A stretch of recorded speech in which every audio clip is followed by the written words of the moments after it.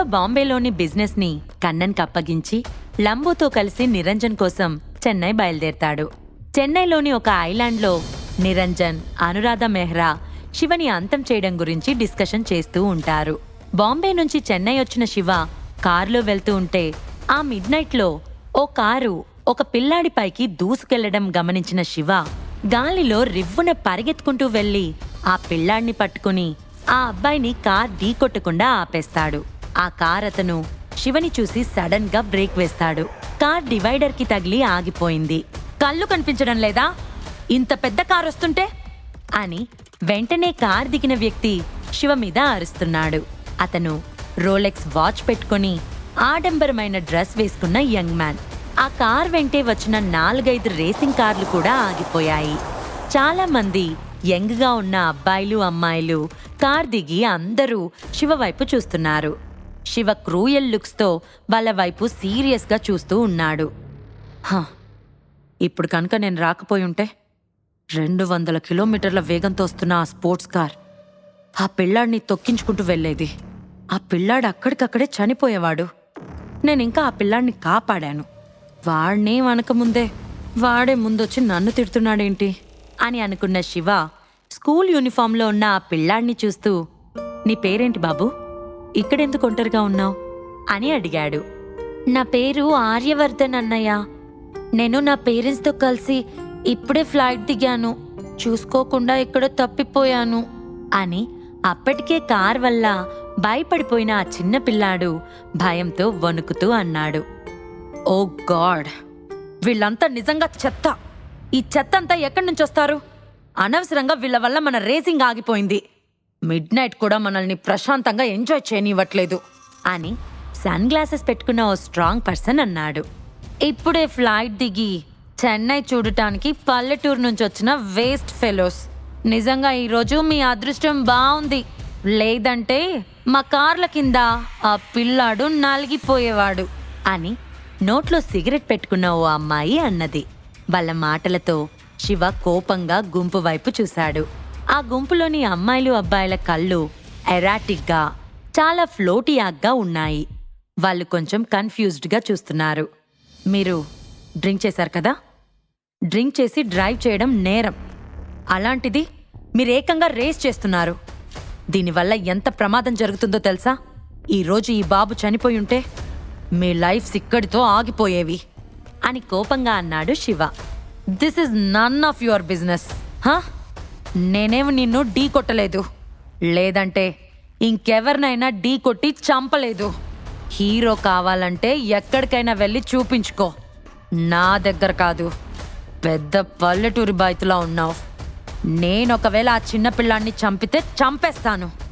వాడు చాలా poor family నుంచి వచ్చినట్లున్నాడు. వాడి లైఫ్ నా కార్ టైర్లలో ఒక టైర్ వాల్యూ కూడా చేయదు. వాడు చస్తే వాడి పేరెంట్స్కి ఒక బరువు తగ్గుతుంది. నువ్వు అడ్డం వచ్చావు కాబట్టి నా కార్ అంత జర్కిచ్చి డివైడర్ని గుద్దుకుంది.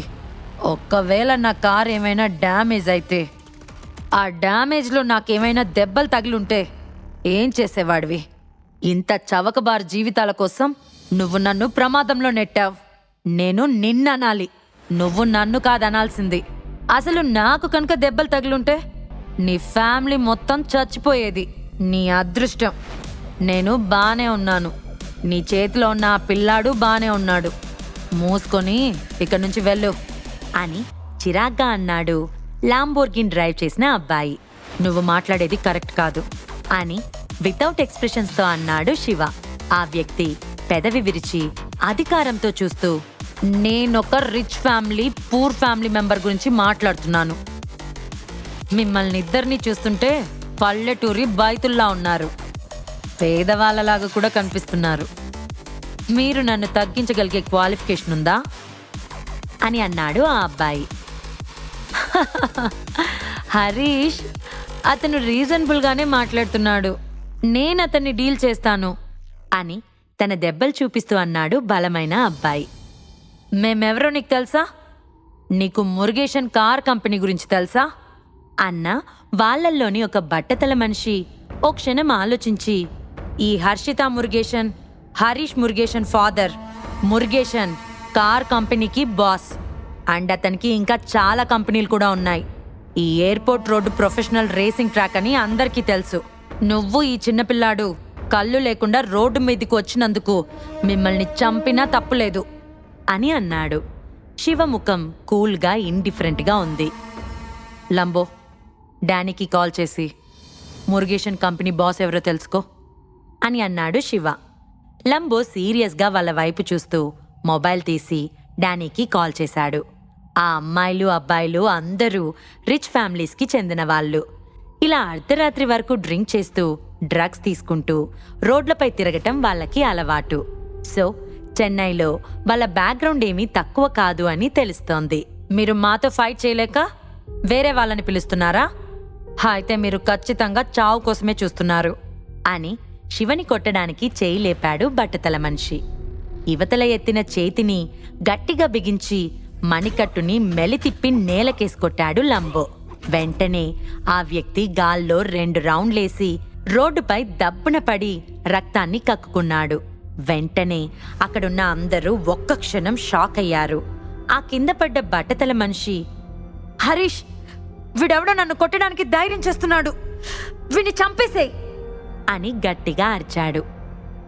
నీకెంత ధైర్యం? నువ్వు నా మనిషిని కొడతావా? అసలేం జరిగిందని ఇంత ఓవర్ యాక్షన్ చేస్తున్నావు? అవును, మా అన్నయ్య కార్తో గుద్ది చంపేస్తాడు. నీకేంటి ప్రాబ్లం? అసలు నీ గురించి నువ్వు ఏమనుకుంటున్నావు? నేనిప్పుడే ఆ పిల్లాన్ని చంపేస్తాను అని కోపంగా ఘాటుగా అరిచింది హర్షిత. శివముఖం చాలా సీరియస్గా మారింది. అసలు డ్రింక్ చేసి డ్రగ్స్ తీసుకొని ఇలా రోడ్లపై విచ్చలవిడిగా డ్రైవింగ్ చేస్తున్నప్పుడే అతనికి చాలా కోపం వచ్చింది. కానీ రాగానే గొడవెందుకని ఆగాడు. కానీ వీళ్ళు ఆగేలా లేరు. ఇంతలో హర్షిత కారెక్కి ఎక్స్లేటర్పై అడుగుపెట్టింది. స్పోర్ట్స్ కార్ పెద్ద జర్క్ ఇచ్చింది. ఆమె కార్ స్పీడ్గా తీసుకొచ్చి శివని ఢీ కొట్టాలని చూస్తుంది. నేను నథింగ్ అని నువ్వు అనుకుంటున్నావు కదా, ఇప్పుడు నేనేంటో తెలుస్తుంది అని కోపంగా అన్నాడు హరీష్. హరీష్ శివని ఒక పేద ఫిషింగ్ మ్యాన్ అని అనుకుంటున్నాడు. సో అతన్ని చంపితే మహా అయితే కొన్ని డబ్బులు ఖర్చయిపోతాయేమో, అంతకు మించి అతనికి ఏ ప్రాబ్లం ఉండదు. మురుగేషన్ ఫ్యామిలీకి పెద్ద పెద్ద లాయర్స్ తెలుసు. వాళ్ళ కంపెనీలోనే బోలెడంత మంది పెద్ద లాయర్స్ ఉన్నారు. వాళ్ళు ఈ ఇష్యూని ఈజీగా క్లియర్ చేస్తారు అని అతని నమ్మకం. అక్కడున్న అందరూ శివని హేళనగా చూస్తూ నవ్వుతూ ఉన్నారు. ఇప్పుడు హర్షిత కార్ శివని ఢీ కొడితే శివ ఎగిరి రోడ్డుపై పడి రక్తంతో మునిగిపోతాడు. తర్వాత అతను దయ కోసం మా అందర్నీ వేడుకుంటాడని వాళ్ళ ఒపీనియన్. శివ ఫేస్లో ఎలాంటి ఎక్స్ప్రెషన్స్ లేకుండా అందర్నీ చూస్తున్నాడు. లంబో పరిగెత్తుకుంటూ వెళ్లి స్టార్ట్ అవ్వబోతున్న స్పోర్ట్స్ కార్ని ఒక్క తన్ను తన్నాడు. కార్ ఆగిపోయింది. కార్లో ఉన్న హర్షితని బయటకు తీసి ఆమె ముఖంపై కొట్టాడు. ఆమె గాలిలో 2 రౌండ్లు తిరిగి నేలపై పడి రక్తం కక్కుకుంది. అది చూసిన హర్షిత్ ఫైట్ చేయడానికి ముందుకు వెళ్లబోయాడు. శివ వెంట ఉన్న ఆ బాడీగార్డ్ని చూసి అక్కడున్న అందరూ షాక్ అయ్యారు. లంబో చూపిన ఫైటింగ్ పవర్ చాలా భయంకరంగా ఉంది. నన్ను కొట్టడానికి ధైర్యం చేశావు కదా? మా డాడ్ ఎవరో తెలుసా? శ్రీనివాస్ మురుగేషన్. మా డాడ్కి ఒక్క మాట చెప్పానంటే మీ ఇద్దరిని ఆయన మనుషులు నామరూపాలు లేకుండా చేస్తారు అని లంబో చేత తన్నులు తిని షాక్ అండ్ కోపంలో ఉన్న హర్షిత గట్టిగా అరిచింది. ఆమె మాట పూర్తవుతుంటేనే లంబో ఆమె గొంతును పట్టుకుని నొక్కాడు. ఆమె ఊపిరాడక ఉక్కిరి బిక్కిరి అవుతుంది. మిస్టర్ శివ, ఈ పిల్ల వెధవల్ని ఏం చేయమంటారు అని అడిగాడు లంబో. శివ గట్టిగా శ్వాస తీసుకొని వదిలి, వాళ్ళకి ఎదుటి వ్యక్తిని ఎలా గౌరవించాలో నేర్పించు అని కూల్గా అన్నాడు. లంబో తల ఊపి హర్షితని పట్టుకుని రోడ్డు పక్కనే ఉన్న వాటర్ స్ప్రింగ్లోకి నొక్కాడు. అది చూసి చుట్టూ ఉన్న వాళ్ళు షాక్ అయ్యారు. శివ ఆర్యవర్ధన్ వైపు చూశాడు. ఆ చిన్న బాబు భయంతో వణికిపోతున్నాడు. అతనింకా భయం నుంచి తేరుకోలేకపోతున్నాడు. శివ ఆ బాబు భుజంపై చేతులు వేసి, ఇట్స్ ఓకే, ఏం జరగలేదు కదా, భయపడకు నాన్నా. ఇంతకీ నీ పేరెంట్స్ ఫోన్ నెంబర్ నీకు తెలుసా అని అనునయంగా ఆ పిల్లాడిని అడిగాడు. నాకు నా పేరెంట్స్ నెంబర్ తెలియదన్నయ్యా. ఆ, ఆహా తెలుసు, ఆ, కానీ మర్చిపోయానన్నయ్యా అని భయపడుతూ అన్నాడు ఆర్యవర్ధన్. అప్పుడే శివ మొబైల్ రింగ్ అవ్వటంతో ఫోన్ లిఫ్ట్ చేశాడు శివ. హలో మిస్టర్ శివ, మీరు చెన్నై సిటీలోని మురుగేషన్ కంపెనీ గురించి ఇన్వెస్టిగేషన్ చేయమని చెప్పారు కదా. మురుగేషన్ కంపెనీ యొక్క బాస్ శ్రీనివాస్ మురుగేషన్. అతను చెన్నైలోని రిచ్ సర్కిల్లో ఒక మెంబర్. అతని వద్ద బిలియన్లలో ఆస్తులున్నాయి. అంతేకాదు, చెన్నై సిటీ యొక్క రిచ్ లిస్ట్లో అతని పేరుంది అని హంబుల్ వాయిస్తో ఫోన్లో చెప్పాడు డానీ. అలాగా, అతనే బిజినెస్లు చేస్తాడు అని సీరియస్గా అడిగాడు Shiva. Srinivas Murugesan main business real estate and అతనికి క్యాటరింగ్ ఇండస్ట్రీ కూడా ఉంది. అంతేకాదు, అతను చెన్నైలో లాటిన్ గ్రూప్స్తో కలిసి వర్క్ చేస్తున్నాడు. సో అతన్ని గుర్తించడానికి ఎటువంటి ప్రాబ్లం లేదు అని అన్నాడు డానీ. నిజానికి చెన్నై సిటీలో డానీ లాటిన్ గ్రూప్స్ని కంట్రోల్ చేయలేనప్పటికీ అతను నామమాత్రంగా ఆసియా ఖండంలో లాటిన్ గ్రూప్ తరపున ఏజెంట్.